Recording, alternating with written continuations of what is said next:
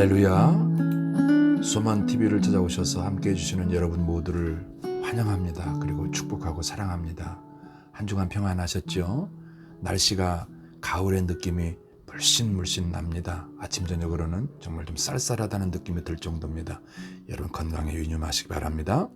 오늘 저는 오해라는 제목으로 함께 은혜를 나누려고 합니다.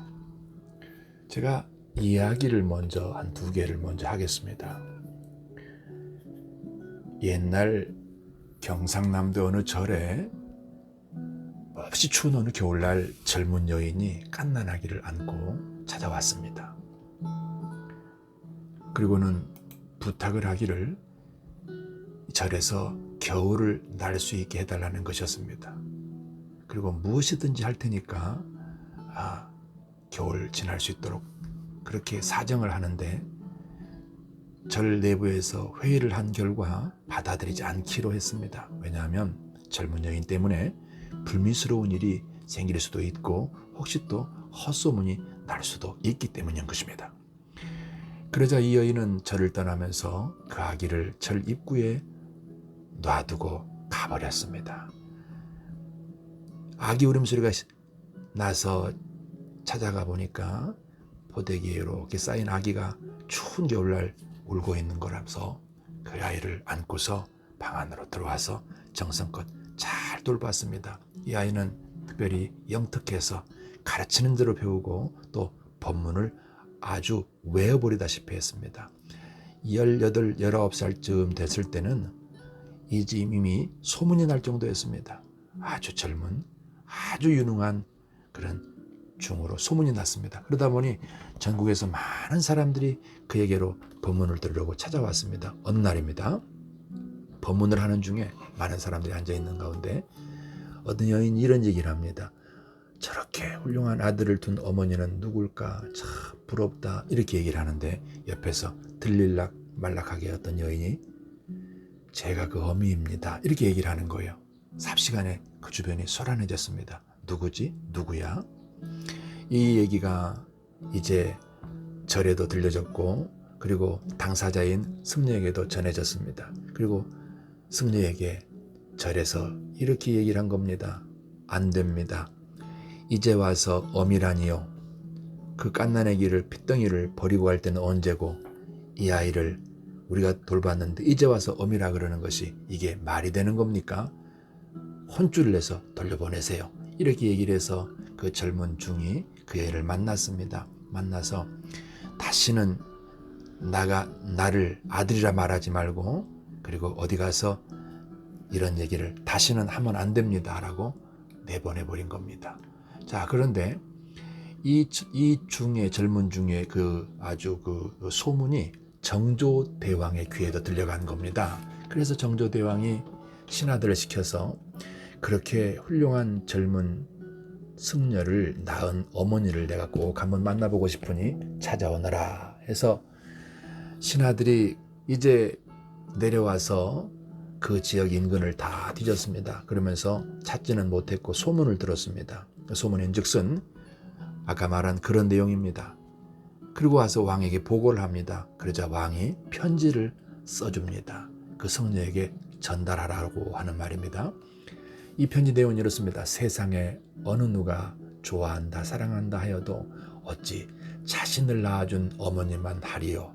내가 듣기로는 그 추운 겨울에 자식을 버렸다 하나 그것은 그렇지가 않구려. 둘이 같이 다니면 얼어 죽거나 배고파 죽게 생겼으니 파리 목숨도 귀하게 여기는 승려들에게 살려달라고 맡겼던 것이지 산 생명을 죽일 것이라고 생각했으면 거기다 두었겠느냐 이 말입니다. 그러니 오해하지 말고 어머니를 만나서 오해를 푸세요. 이렇게 편지를 쓴 것입니다. 그리고 이 왕의 편지를 읽은 그 젊은 승려가 급히 어머니를 만나야겠다는 생각으로 여기저기 수소문한 끝에 날이 저물고 한밤중이 돼서야 어느 동네 어느 마을에 외딴 집에 찾아낼 수가 있었습니다. 주인을 불렀으나 답이 없어서 토방에 올라가서 문을 열어보니 누군가가 이불을 쓰고 죽은 듯 누워있는 것입니다. 살며시 이불을 젖히니 굶주리고 병든 어머니가 거의 죽어가는 모습으로 누워있다가 누이시여 누구네 나를 어머니라고 부르는 것이요 하고 힘없는 소리로 물었어요. 그때 호롱불을 켜서 이 승려가 자신의 얼굴을 비춰드리니 한참을 가물가물하는 그런 눈으로 쳐다보더니 이제 한마디 합니다. 이제 되었습니다. 어머니라고 불러주니 나는 이제 마지막 소원을 풀었습니다. 그 한마디 못 듣고 죽는 줄 알았어. 그러면서 눈을 감았다고 하네요. 얼마나 우리가 이 오해가 얼마나 불행한 인생을 만드는지를 여러분 또 하나의 얘기를 통해서 한번 생각해 보겠습니다. 이 얘기는 조혜진 작가라는 여자 작가분입니다. 이분이 단순한 진심이라는 책에서 있는 얘기를 제가 소개해 보겠습니다. 35년 전에 프랑스로 해외 입양이 되어서 파리에 살고 있는 나나라는 여인의 이야기입니다. 그 여인은 어렸을 때 철길에서 발견이 되어서 기관사에 의해서 보호받다가 고아원에 가서 고아원에서 다시 외국으로 입양 오게 된 그런 케이스라고 자신을 기억하고 있었던 그런 여인입니다. 그런데 이 여인이 35년간이나 자기를 버린 어머니에 대한 생각을 미워하는 마음으로 왜 버렸을까? 왜 나를 버렸을까 하는 생각으로 그렇게 마음이 항상 마음속에 자기 연민과 또는 피해의식이 있었습니다. 그러던 중에 이 나나라는 젊은 여인이 임신을 하게 되고 임신을 하게 되니까 자기 아이가 생기면서부터 생각이 달라지기 시작하는 것입니다. 내가 내 아이를 내가 이렇게 귀하고 소중한데 우리 어머니는 나를 왜 버렸을까? 이런 생각을 하던 차에 한국에서 메일 한 통이 옵니다. 나나라는 여인의 삶을 그 과정을 취재해서 영화도 만들고 책을 쓰겠다는 그런 내용입니다. 그래서 이제 허락을 하고 한국에 왔습니다. 한국에 와서 자신의 기억 속에 자신의 기원을 찾아 나섭니다. 기관사에 의해서 자기가 보호받았다는 것을 알기 때문에 그 기관사를 찾았습니다. 어찌어찌해서 기관사를 찾았으나 이미 그 기관사는 5년 전에 지병으로 떠났고 그 기관사의 어머니를 만나게 됩니다. 어머니가 연로해서 나이가 많은데 그러면서 깜짝 놀랄 이야기가 듣습니다. 철길에서 발견된 게 아니고 대합실에서 역에서 아이가 울고 있고 울다가 바깥으로 나와서 철길 쪽으로 오는 거를 기관사가 안아서 자기 집에 데려왔다는 것입니다. 너무나 놀라운 얘기였습니다. 버려진 게 아니라 자기는 어쩌면 엄마랑 헤어져서 엄마를 잃어버리고 울다가 기차역으로 나가게 됐고 그 철길에서 자기가 발견됐다는 것을 정리해서 알게 된 것입니다. 그동안 나나라는 그 젊은 여인은 엄마에 대해서 피해의식이 있었습니다. 그리고 자기 연민에 꽉 갇혀 있었습니다. 엄마는 나를 죽이려고 했던 사람일 거야. 철길을 같이 걷다가 내가 죽든지 말든지 나를 홀로 버려두고 가버렸을 것이야. 그러면서 엄마가 자기를 버리고 떠나가는 모습을 눈물을 흘리면서 엄마 부르면서 얼굴에 눈물로 범벅된 눈으로 뿌연 눈으로 저 멀리 사라져가는 엄마의 뒷모습을 그동안에 상상을 하면서 엄마를 미워하고 오해하고 있었던 것입니다. 여러분, 이 이야기에서도 오해가 가져오는 비극입니다. 어쩌면 반대로 그 나나의 어머니는 얼마나 많은 세월을 아이를 찾으려고 했겠습니까? 얼마나 눈물로 살았겠습니까? 그러나 안타깝게도 친모는 만나지 못한 것으로 알려져 있습니다. 그동안에 오해했던 것만도 얼마나 풀었다는 것이 얼마나 감사합니까? 여러분, 우리가 이렇게 오해하고 사는 것이 인간관계를 이렇게 슬프게 만듭니다. 자, 그런데요, 오늘 우리의 신앙으로 돌아와 보겠습니다. 우리는 하나님을 이처럼 오해하고 살아갑니다. 하나님이 살아계시다면 나를 이렇게 내버려 두시겠냐? 나를 이렇게 힘들게 하시겠냐? 하나님은 나를 안 사랑하시는 것이야. 이런 나름의 하나님에 대한 오해가 자기 마음속에 피해의식으로 자리를 잡고 있을 수 있습니다. 근본적으로 우리는 하나님이 나를 사랑하지 않아서가 아니고 내가 힘들게 사는 것은 부모 탓도 아닙니다. 그리고 내가 이렇게 고통스러운 것은 하나님이 나를 버리신 것도 아닙니다. 인생은 하나님에 의해서 창조되어지고 하나님과 함께 살고 되었으나 원죄로 말미암아 하나님으로부터 버려지고 분리되었던 것입니다. 그래서 영적으로, 정신적으로, 환경적으로 고통 속에 살아갈 수밖에 없는 것입니다. 하나님 탓이 아닙니다. 그런데 그런 우리를 하나님께서는 잊어버리지 아니하시고 우리를 기억해 주시겠다고 이사야 49장 15절에서 16절은 말씀하십니다. 내가 너를 손바닥에 새기고 너를 기억하겠다고 말씀하십니다. 그리고서 이사야 53장 3절 이하에 보면은 우리를 찾으시려고, 나를 찾으시려고 하나님께서 우리들의 죄값을 대신 치러주겠다는 말씀이 있습니다. 대신 죽으셔서 찔리시고 찢어지시고 고난받으시고 그러면서도 우리를 찾으시겠다는 것입니다. 그 약속대로 예수님이 오셨습니다. 하나님이 사람의 몸을 입고 오셨습니다. 요한복음 1장 14절 말씀입니다. 말씀이 육신이 되어 우리 가운데 오셨습니다. 그리고 마태복음 21장에는 그분의 이름이 예수라는 것입니다. 그분은 우리를 찾으시려고, 우리를 다시 품으시려고 찾아오신 하나님이셨습니다. 우리를 찾기 위해서, 죄값을 치르기 위해서 그는 십자가에 달리셨습니다. 그리고 마지막으로 죽으시면서 하신 말씀이 요한복음 19장 30절입니다. 다 이루었다. 테델에서 다 이 말입니다. 그렇게 우리를 사랑하셨습니다. 하나님이 우리를 버리신 게 아닙니다. 하나님 우리를 사랑하지 않으신 게 아닙니다. 하나님 때문에 내 인생이 이렇게 힘든 게 아닙니다. 디도서 2장 14절 말씀하십니다. 그가 우리를 대신하여 자신을 주시면 모든 불법에서 우리를 구속하시고 우리를 깨끗하게 하사 친백성이 되게 하려 하심이라는 것입니다. 우리를 대신하여 죽으셨다는 것입니다. 자신을, 우리를 찾으시려고 내어주셨다는 것입니다. 왜요? 친백성, 친부모, 친형제, 친아버지 하듯이 친백성이 되게 하시려고 말입니다. 그래서 요한일서 4장 9절에서 10절 말씀은 하나님의 사랑이 이렇게 나타난 바 되었다는 것입니다.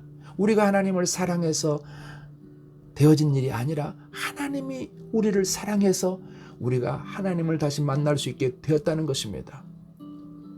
이 얘기를 로마서 5장 8절 말씀에서는 우리가 아직 죄인 되었을 때 그리스도께서 우리를 위하여 죽으심으로 하나님께서 우리에게 대한 자기의 사랑을 확증하셨다고 말씀하십니다. 여러분, 예수님을 믿는다고 하지만 우리는 어쩌면 개념으로 하나님을 알거나 지식으로 알지 않습니까? 그리고 하나님에 대해서 왠지 불편한 마음이 있습니다. 왠지 마음속에 자기도 모르는 피의식이 있지 않습니까? 어떤 것일까요? 열심히 하면 뭔가 뺏기는 것 같고, 헌금을 하면 뭔가 빼앗기는 것 같고, 시간을 착취당하는 것 같고, 물질을 착취당하는 것 같고, 자유를 착취당하는 것, 이게 피의식입니다. 이게 오해입니다. 그 하나님은 나를 찾으시려고 나를 찾아오셨습니다. 사람의 몸을 입으시고, 그리고 그 내가 하나님 품으로 갈 수 있도록 죄값을 친히 갚아주셨습니다. 그리고 나를 얼마나 사랑했는지를 십자가로 해서 증명해 주신 그분. 아까 먼저 말했던 나나라는 여인이 철길을 걷다가 자기 어머니가 자기를 살리려고 대신 죽었다고, 그 대신 죽은 것을 알았다면, 그렇게 알았다면 35년간이나 엄마를 미워하는 자리에 있지 않았겠죠. 달라졌겠죠. 여러분 이렇게 보세요. 하나님이 나의 인생 속에 오셔서 내게 있는 무엇인가를 뺏어가는 분이 아닙니다. 그분은 나를 찾아오셨습니다. 나를 살리시려고 오셨습니다. 나를 하나님의 품에 다시 품으시려고 찾아오셨습니다. 그리고 값을 지불한 것이 십자가란 말입니다.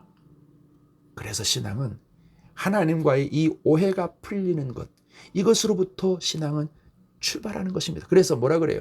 진리를 알지니 진리가 너희를 자유케 하리라. 바로 이 말씀인 것입니다. 여러분 하나님 앞에 뭔가 불편하십니까? 아직 오해하고 있는 것입니다. 열심을 내내도 뭔가 좀 뒤로 빠져 있고, 열심히 하는 것은 부담스럽고, 뭔가 봉사하는 것도 부담스럽고 오해해서 그렇습니다. 이걸 푸셔야 됩니다. 하나님의 사랑이 사랑으로 여러분 안에 자리 잡아야 됩니다. 그리고 그 사랑을 만나고 알고 전하는 것이 신자의 삶인 것입니다. 이 일을 위해서 세워진 공동체가 교회인 것입니다. 그러므로 교회는 이 하나님의 사랑에서 오해가 완전히 풀린 사람들이 모여있는 공동체여야만 됩니다. 그래야 세상을 이길 수 있습니다. 세상의 빛을 비추일 수 있습니다. 여러분, 개인의 삶에서 이제 그 하나님의 사랑을 전달하기 위해서 하셔야 됩니다. 1885년 4월 5일 부활주일 날 제물포로 배 한 척이 들어왔습니다. 거기에 이 땅을 밝힐 언더우드 선교사와 아펜젤러 선교사가 있습니다. 그 아펜젤러 선교사가 했던 기도문이 있습니다. 그 하나님의 사랑을 오해 없이 알고 믿고 그 가슴이 뜨거워진 아펜젤러와 언더우드입니다.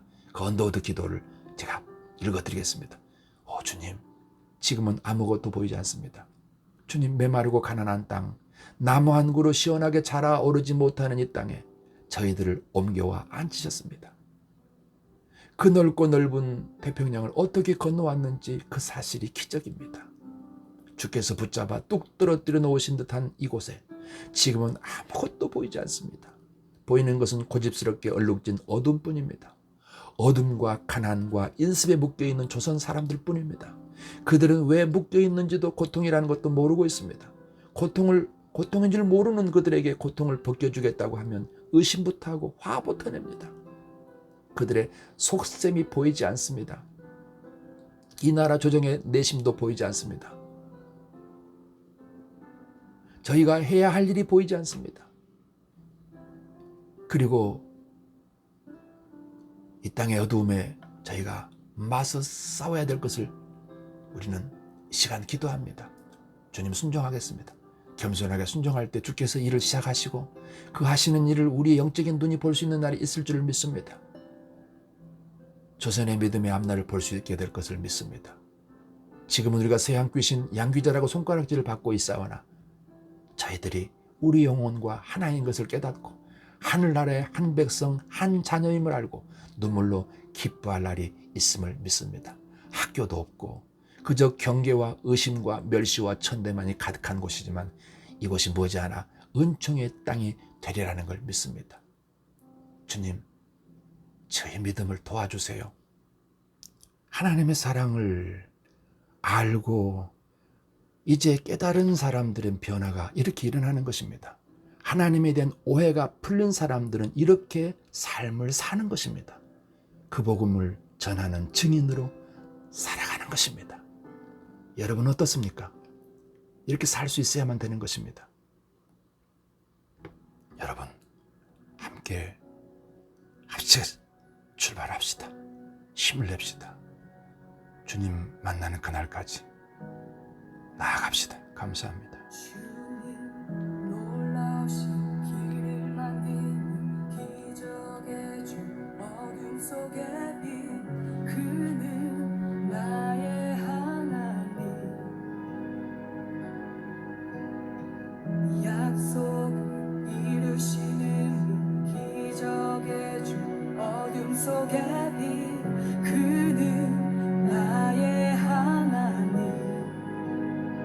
주 예수